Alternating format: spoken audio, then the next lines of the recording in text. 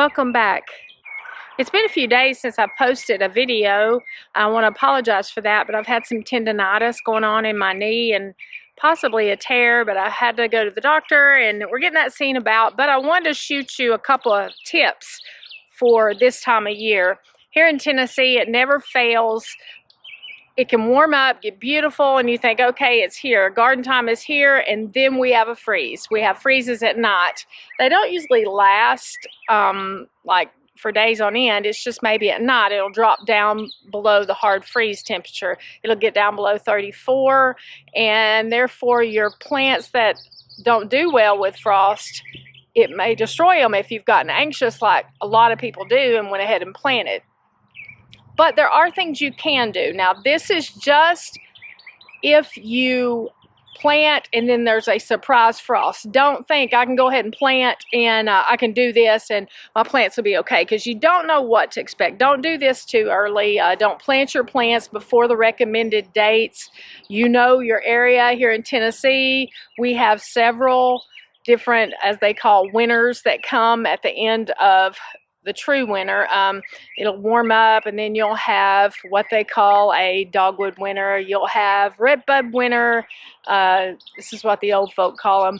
But we've had a couple of nights of really cold weather. We had it down in the 20s, the high 20s, a couple nights ago. But there are things you can do to prevent losing your plants, as long as it's not an extended freeze. In the straw bale garden, you've seen where I have erected the T-post with the boards and the wires across, the trellis wires across. Those can also be used to create a greenhouse. These are if we have some cold weather or even really stormy weather, and I'm afraid it might break those tender plants over. I will take and erect these teepee tents, as I call them, are my mini greenhouses to protect them. So I'm going to show you what I'm talking about. We're going to walk over and I'll show you what I'm talking about, and I'll tell you a couple more options you can do in order to protect your newly planted plants. So let's head over to the garden. So here you see what I've done. I've taken and put the plastic over the post. Now you can place your plastic on top of your trellis wires as well.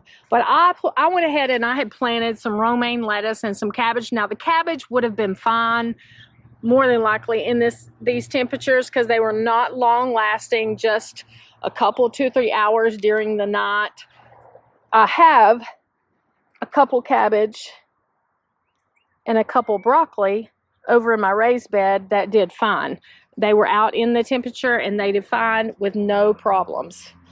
But you can erect these over your plants to protect. I had planted some lettuce leaves or lettuce seeds, which you can see. I'll try to get in close. You can see those are starting to come up.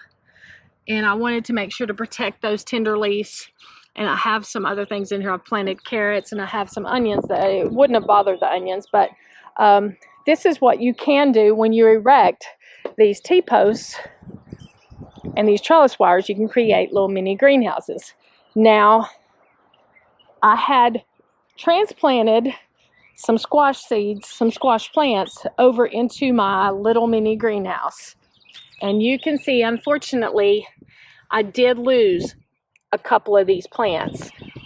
I'm thinking what possibly happened was my husband came out later in the evening, night before last, and he watered these because I was unable to get out here. And when he watered them, water got on the leaves, and I think the temperature dropped quickly. So I'm assuming that is what caused this damage in the leaves. The tomato plants did fine. The peppers did fine. One of the zucchinis is looking sort of puny, but the other one did fine. So not quite sure what went on there, but we'll make sure not to do that anymore. I'm not sure why it didn't do it here unless the water ran off easier. But all the other plants look good, and I'm still going to try to revive those, cut these leaves off so energy is not being spent in those leaves. Because these plants already had, as you can see, some bloom blooms coming on. So, but I got plenty of other plants. So this is another option for protecting your plants. If you have empty buckets, you can turn those down over your plants.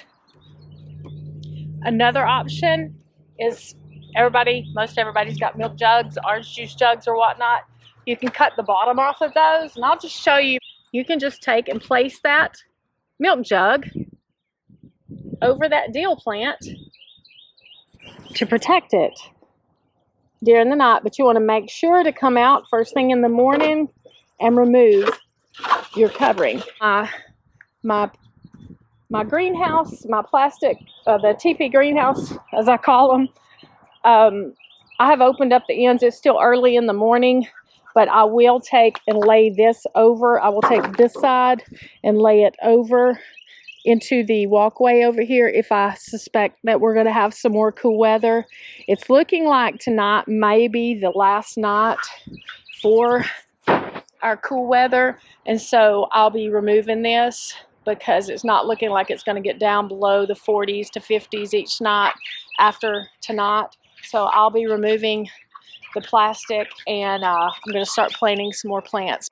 And as I told you, like with the milk jug, that you want to remove that first thing in the morning. If it's going to be a warm day and the sun is going to start coming out, you want to make sure to remove these covers because you don't want to suffocate your plants as well, or wilt your leaves and things from the heat as well. So it's important to keep them protected from the cold, but you don't want to leave this on like all day during the heat of the day. You want to remove it, or at least let it air underneath like I'm doing here for this morning. And if it does warm up today, I'll remove this and lay it over like I was saying. So that's what you want to make sure to keep a watch and protect your plants, because you've got a lot of money invested and a lot of time, more so than money. It may not be that much money because gardening can be very inexpensive, especially if you start your own plants. But you don't want to spend all that time and then have your plants destroyed because you haven't protected them. So you want to make sure to remove the coverings if it starts getting warm and when it is warm outside. So, well, I hope this has helped. I just wanted to, give you some pointers on how to protect your plants during this time of year, because it can sure be iffy on temperatures. I hope you've enjoyed this video. If you have any questions, please don't hesitate to ask. Send me a message and I'll get back to you as soon as I can. And subscribe to my channel if you like this content, and hit the like button below. I appreciate it. This has been Gardening with Tracy. Thanks for watching.